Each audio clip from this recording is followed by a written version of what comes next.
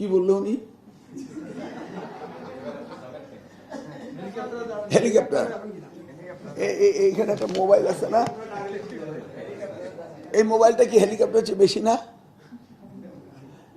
আগে হেলিকপ্টার দিয়ে ওই পাহাড়ি অঞ্চলে নামতে যে কি কষ্ট হতো, হেলিকপ্টার আমার মনে আছে।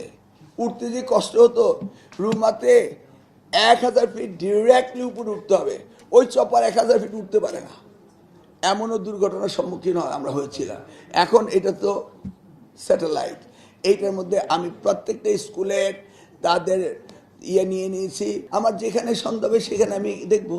আমার হেলিকপ্টার দরকার কি আছে? দরকার আপনিও যেতে চান তাহলে একটা নিব আপনার জন্য। আমাদের লেখাপড়ার কালচার নষ্ট হয়ে গেছে, সেখান থেকে আমরা ফেরত আসতেছি।